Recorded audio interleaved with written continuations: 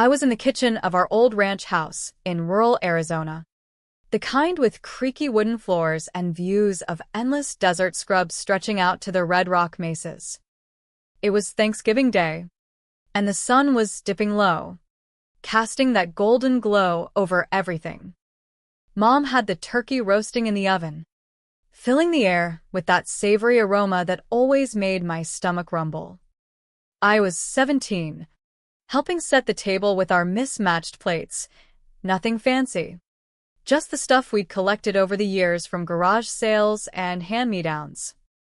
Life out here in the West wasn't glamorous. Dad worked as a mechanic in town, fixing up trucks for the locals. And Mom taught at the elementary school in the nearby dusty outpost of Sedona. "Can you grab the door, Emily?" Mom called from where she was mashing potatoes. Her voice strained like she was juggling too many pots on the stove. My little brother, Jake, who was 12 and perpetually attached to his video games, didn't budge from the living room couch. "Jake, get off Fortnite and answer it," I yelled, but he just grunted. The doorbell rang again. Yeah. We had one of those old-school chimes that echoed through the house. Dad emerged from the back porch, where he'd been tinkering with his old Ford pickup, wiping grease from his hands on a rag. "I'll get it," he said, his voice steady as always. I went back to folding napkins, thinking about how small our gathering was this year. Just the four of us, no extended family flying in from back east, no neighbors dropping by. Mom said she wanted it cozy, but I knew it was because money was tight after Dad's shop had a slow summer.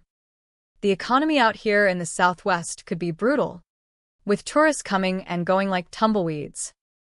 I heard the door creak open, then a pause. Dad's voice, "Can I help you?" A stranger's reply, low and gravelly, "Sorry to interrupt your holiday, sir. I was wondering if you might have any scraps or food to spare. Been a rough couple days." I froze, pie plate in hand. Mom poked her head out from the kitchen, her eyes meeting mine in that silent mom-daughter code. "What the heck? A beggar at our door on Thanksgiving? Out here, you didn't see many homeless folks. The desert was unforgiving, and most stuck to the cities like Phoenix or Tucson." Dad stepped outside for a moment, closing the door behind him, then came back in, his face thoughtful. He headed straight to the kitchen, and Mom and I trailed after him like shadows. "Mike," Mom whispered fiercely, "what are you thinking? We can't just. There's a guy out there. Sarah. He's starving. Alone on Thanksgiving. So pack him a to-go plate later. Or give him a few bucks for the diner in town."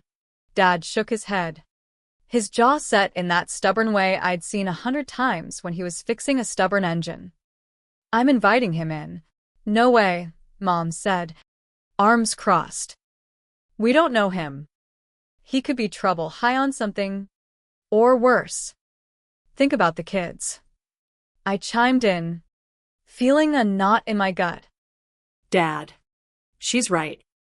This is our family time. It's weird." Dad looked at me, disappointment flickering in his eyes. "Emily, when did we become the kind of folks who turn away someone in need? I grew up scraping by in these parts, ranch hand's kid. Remember? People looked right through me like I was dust. One act of kindness from a stranger changed everything for me. But Dad," I pressed, "we could just give him food outside. Why bring him in?" "Because it's Thanksgiving, and no one should eat alone in the cold desert night." His voice was firm, like when he laid down the law about curfew. Mom and I exchanged glances. She was scared. I was annoyed. But Dad had made up his mind. He opened the door again. "Come on in, friend. Join us for dinner." The man hesitated on the porch, silhouetted against the fading light. "I don't want to impose." "You're not." "Name's Mike Thompson. This is my wife Sarah. Daughter Emily." Son Jake. The stranger stepped inside, tall but gaunt, maybe in his late 50s, with a weathered face like he'd spent years under the relentless Arizona sun. His jacket was faded denim, jeans ripped at the hems, boots caked in red dirt.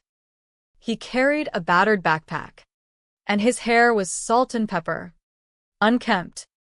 But his eyes, they were sharp, not wild. "Tom," he said quietly, nodding. "Tom Reynolds." "Much obliged." Mom forced a smile, but her hands trembled as she showed him to the bathroom to wash up. Once he was out of earshot, she rounded on Dad. "This is reckless." Mike. "What if he's got a record? We have kids." "He's polite." Sarah. "Asked for food." Not cash. "Wore a wedding band." "Faded. But he's holding on to it." "Tells me he's got a story. Not just looking for a handout." I muttered. "Still feels off." "Like, who knocks on random doors out here?" Dad sighed. "Life's hard in the West. Droughts, lost jobs, could happen to anyone." 10 minutes later, we were all at the table. Tom had cleaned up as best he could, borrowing one of Dad's old flannel shirts. He sat awkwardly, like he didn't belong amid our modest spread: turkey, cornbread stuffing, green chili casserole, Mom's southwestern twist, and pumpkin pie. Jake stared openly, and I kicked him under the table. Dad cleared his throat. "Before we dig in, let's share what we're thankful for." Tradition. Mom went first, voice tight. "For our health and this roof over our heads." Jake. "For my new dirt bike and no school tomorrow." Me. For family, I guess. And streaming services." Tom. Unprompted but polite. "If I may, I'm thankful for folks who open their door when the world slammed 'em shut." Reminds a man he's still got worth. The words hung there, heavy as a monsoon cloud. We ate in silence at first, the clink of forks echoing. But Dad broke the ice. "So, Tom. what brings you to these parts?" "Born in New Mexico, but been in Arizona for decades. Used to teach history at a high school in Flagstaff." I nearly choked on my turkey. "You were a teacher?" Yep. "Loved it, shaping young minds about the Old West. Pioneers. All that." Mom's eyes softened a bit. "That's admirable. What happened?" Tom paused. Fork midway. "Life threw me a curveball. But enough about me. Tell me about y'all." As dinner wore on, the awkwardness eased. Jake asked about desert survival tips, and Tom shared stories of hiking the Grand Canyon back in his day. I found myself listening, intrigued despite myself. But under it all, a tension simmered, like this wasn't just chance. After dinner, we cleared the table, the desert night settling in cool and starry outside our windows. Mom brewed coffee, strong, black, the way Dad liked it, and we moved to the living room, with its worn leather couches and Navajo rugs on the walls. Tom sat in the armchair, looking more at ease now, though still like a guest who'd overstayed. Jake plopped on the floor, firing questions. "Ever seen a rattlesnake up close? Or a ghost town?" Tom chuckled. A low rumble. "Plenty of both." Kid. "Ghost towns are full of stories. Miners chasing gold, only to lose everything." Dad leaned forward, coffee mug in hand. Tom. "I gotta ask, what led you here? Knocking on doors? You seem like a man with more to your story than hard luck." Tom stared into his cup, the steam rising like memories. "Fair question. I was married to my high school sweetheart, Lisa. We built a life in Flagstaff, house, Dog. the works. But 5 years ago, she got diagnosed with cancer. aggressive. We fought it hard, chemo, radiation, drained our savings. I took loans, second mortgage, even sold my collection of Western artifacts. Mom's face paled. I'm so sorry. Did she? Past 2 years back. Peaceful. Thank God. But after? I was buried in debt. Medical bills piled up, hundreds of thousands. Insurance covered some, but not enough. Lost the house to foreclosure. School district cut my position, budget slashes. They said. At 58. Who hires an old history buff with a spotty record for missing work for treatments? I felt a pang. Out here, healthcare was a joke. Nearest specialist was hours away in Phoenix. That's rough. Couldn't you sue or something? For wrongful termination. Tom shook his head. Thought about it. But lawyers cost money I didn't have. And pride. I didn't want pity from former colleagues. Dad nodded slowly. I get that. Grew up in a trailer park near Tucson. Folks worked the copper mines till they shut down. One teacher in high school saw potential in me, pushed me to community college. Without him, I'd still be turning wrenches in obscurity. Tom's eyes narrowed. Tucson. Huh? What year'd you graduate? 1992. Mr. Harlan's class, tough but fair. Tom set his mug down. Harlan retired in 91. I filled in at your school for a semester. Subbing history. Mike Thompson. The kid who aced the Wild West unit. Dad's jaw dropped. Mr. Reynolds? Tom Reynolds? You were my sub-teacher? The room went still. Jake's eyes bugged out. Mom gasped. Me? I couldn't believe it. Our random stranger was Dad's old teacher, the one who'd inspired him to chase mechanics and build a shop. Small world, Tom said, voice thick. You were a sharp kid. Mike. Always asking about outlaws and frontiersmen. Dad laughed. Stunned. You made history come alive. Told us stories about Billy the Kid. The OK Corral. It's why I love fixing old trucks. Feels like preserving the past. We talked late into the night. Tom shared more. After losing everything, he'd hit the road. Hitchhiking through the Southwest. Picking up odd jobs, ranch hand, tour guide in ghost towns. But age and grief caught up. Ended up in shelters when I could. Streets when I couldn't. Knocking on doors today? Desperation. Haven't eaten proper in days.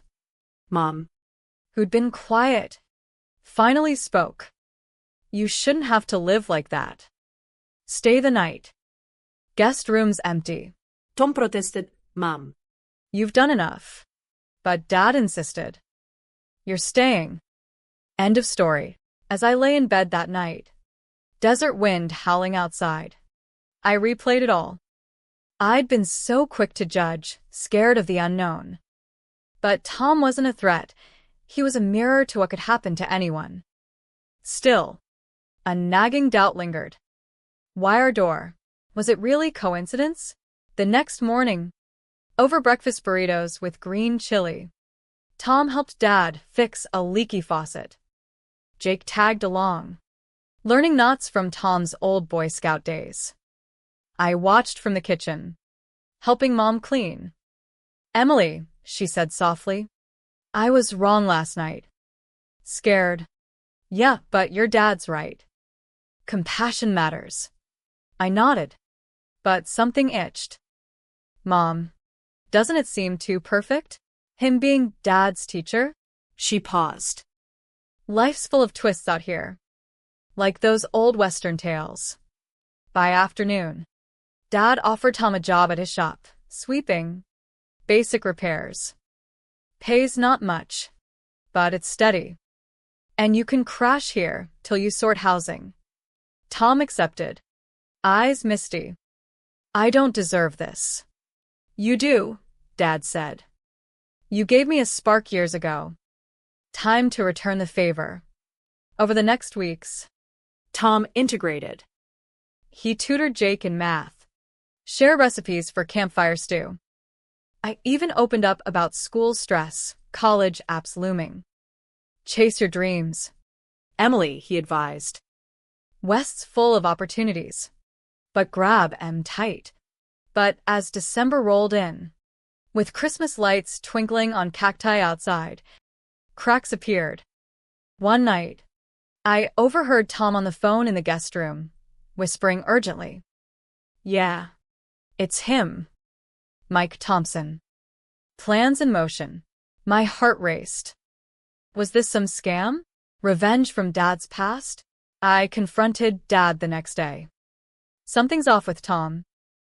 I heard him talking about a plan. Dad frowned. Emily, ease up. He's family now. But doubts seeded drama. Mom noticed Tom avoiding questions about his debts. Jake found an old newspaper clipping in Tom's backpack about a school scandal in Flagstaff. Embezzlement accusations against a teacher. Was Tom innocent or hiding? The holidays came and went. The Arizona winter mild but biting at night. Our ranch house felt fuller with Tom around. He'd taken Dad's offer, working at the shop and crashing in the guest room. He proved handy, fixing engines with a historian's precision, quoting facts about vintage Fords like they were Wild West legends.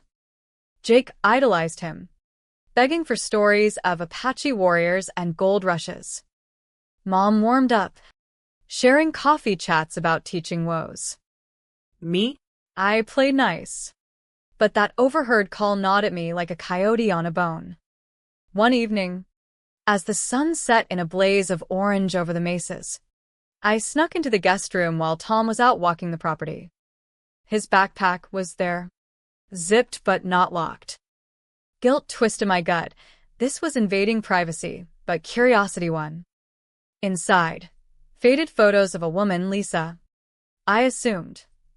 A worn Bible, and that clipping I'd glimpsed before. Flagstaff teacher accused in fund misappropriation, it read.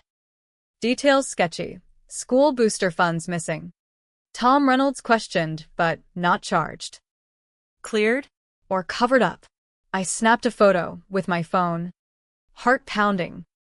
Later, in my room, I searched online, our Wi-Fi spotty from the remote location. But it loaded. Old articles confirmed, 2018 scandal at Flagstaff High. Tom had been treasurer for the history club. $10,000 vanished. Noticed. Case dropped for lack of evidence.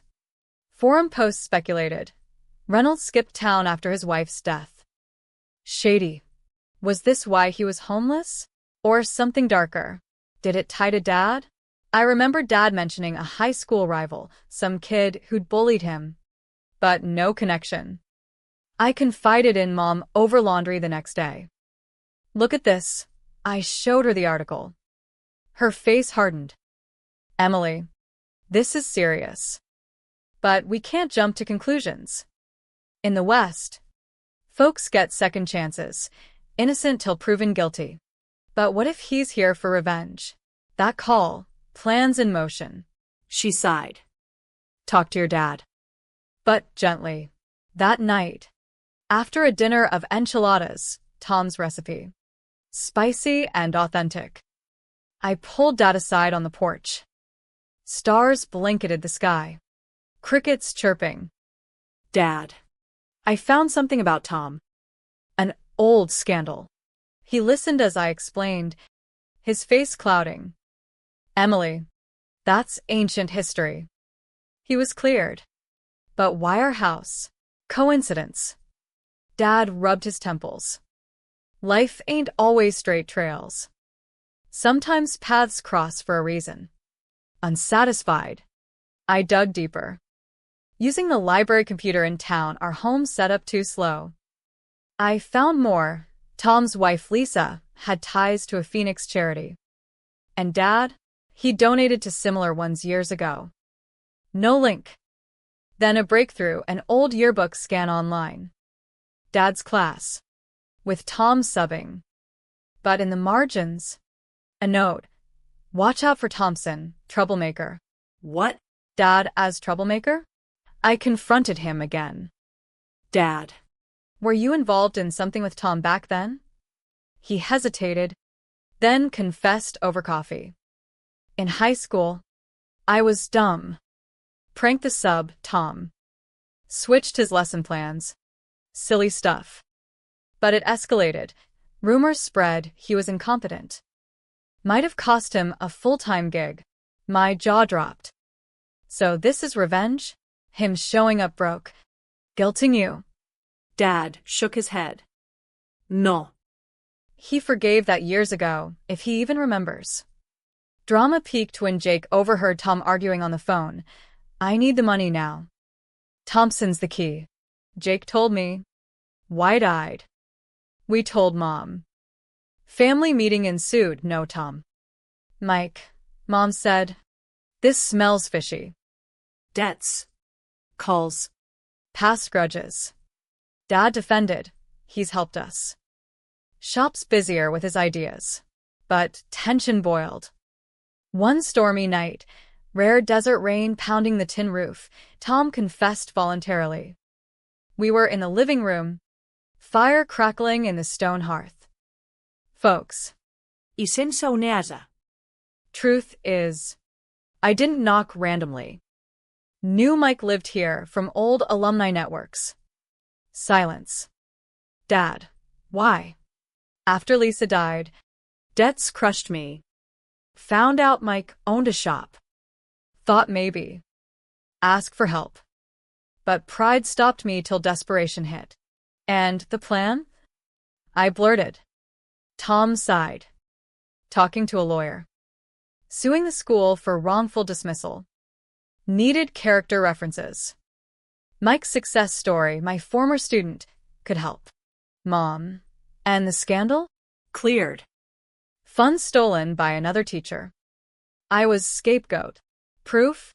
He pulled documents from his bag, court dismissals, emails. We verified online. Legit. Relief washed over us. But hurt lingered. Why not say up front? Dad asked. Shame. Didn't want charity from pity. Vi tok it till dawn. Dad. Tom. We're in this. I'll vouch for you in court. The revenge wasn't malice, it was seeking justice. Legally. Tom filed suit. With Dad's testimony about his teaching impact. Drama shifted to support. We helped gather evidence. Mom connected him to pro bono lawyers via teacher unions. By spring, as wildflowers bloomed in the desert, Tom's case settled, back pay. Cleared name. He used winnings to pay debts. By a small trailer nearby. But the real change? In us. I learned suspicion poisons, but truth heals. Family bonds strengthened, no more secrets. With the lawsuit underway, our quiet Arizona life turned into a whirlwind of legal drama. Tom's case against the Flagstaff School District wasn't just about money, it was about restoring dignity. Court dates in Phoenix meant long drives through saguaro-dotted highways. Dad testifying, Mr. Reynolds inspired me to rise above my circumstances. He's no thief, he's a mentor. I tagged along once, sitting in the stuffy courtroom, watching lawyers spar. The district claimed administrative error, but evidence mounted, emails showing bias against older teachers. The real culprit's confession, he'd fled to Nevada. Tom won a modest settlement, enough for stability. Not riches. Back home, the experience bonded us. Tom moved to his trailer, but visited often, teaching Jake chess on the porch, helping me with college essays. Emily, he'd say, the West rewards grit. Don't let fear hold you back. Mom. Initially wary, became his advocate. In America, you fight for what's right legally, fairly. but personal drama lingered. I struggled with guilt over snooping, confessing to Tom one sunset walk. I invaded your privacy. Sorry. He smiled. Curiosity's human. Forgiven. Teaches us to communicate first. Dad revealed more about his past. That high school prank wasn't harmless. It led to Tom losing a promotion. I was a hot-headed teen, resenting authority. Never apologized till now. Tom. Water under the bridge. Your success is apology enough. As summer heat baked the earth, we hosted a barbecue, neighbors, shop clients. Tom shared his story. Inspiring others, a laid-off miner sought legal aid for unfair firing.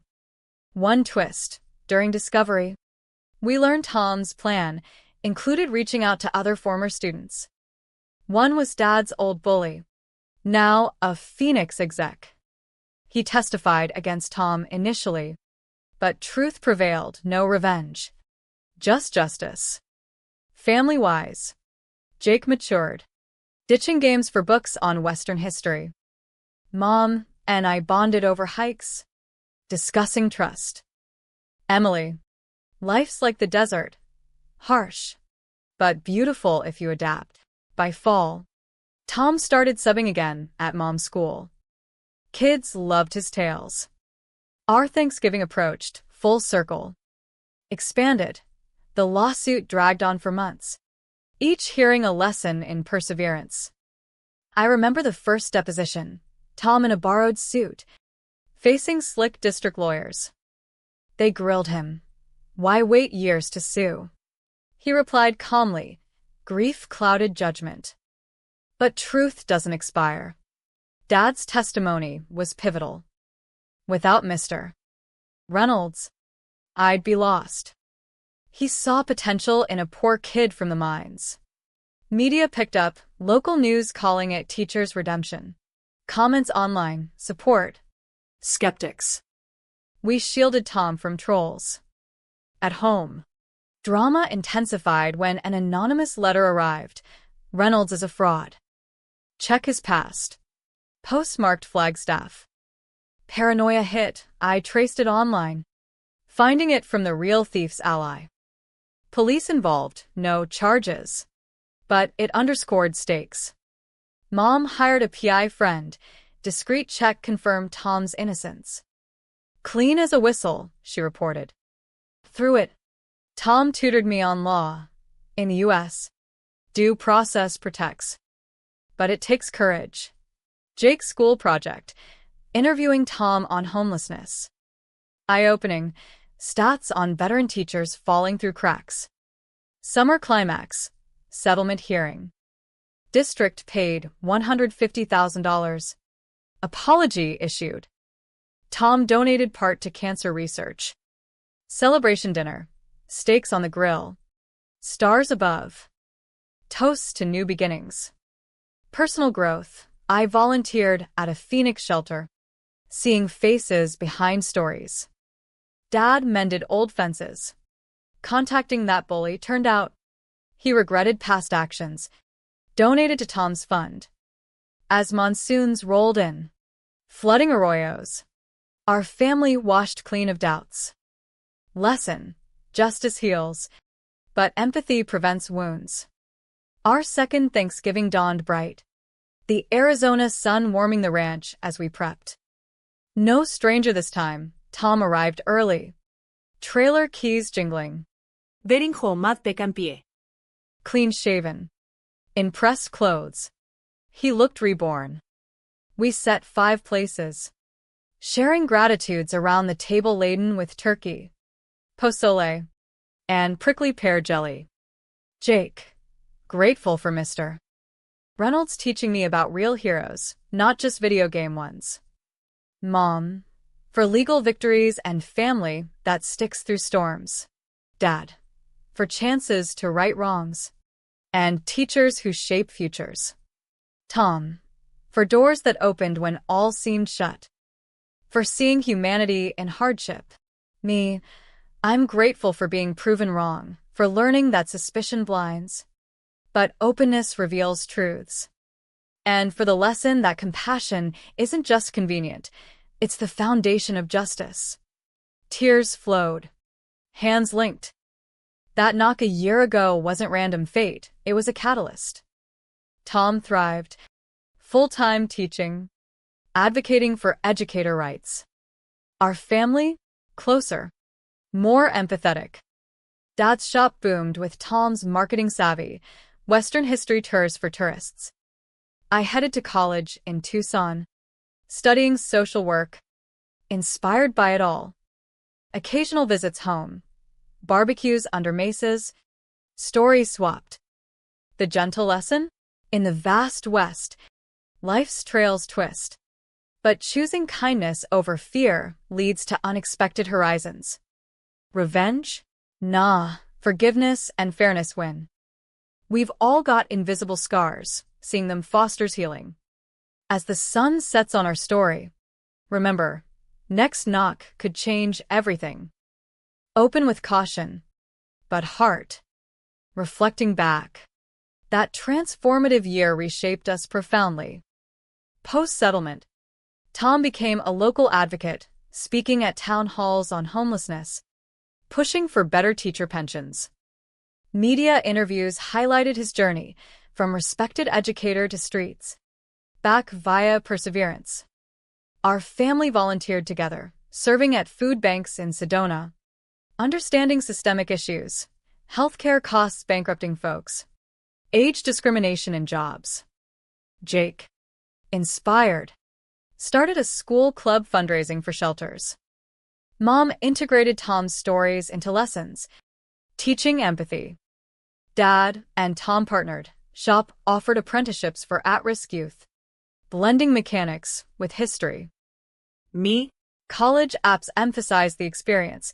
Witnessing injustice firsthand taught me advocacy's power. Challenges arose. A district appeal fizzled, but stressed us. Tom's health scare, minor, from past neglect, reminded vigilance. Holiday gatherings evolved. Extended family joined. Hearing the tale, moved to acts of kindness. One evening, under a full moon, Tom and I hiked to a viewpoint. Emily, life's like the canyon. Erosion carves beauty from pain. Your family's intervention? Lifesaver. I almost shut you out, I admitted. But you didn't. That's growth. The article lesson lingered. Clear legally. We navigated with counsel, avoiding pitfalls. Final Thanksgiving. Laughter echoed. Pie shared. Grateful for twists turning strangers to kin.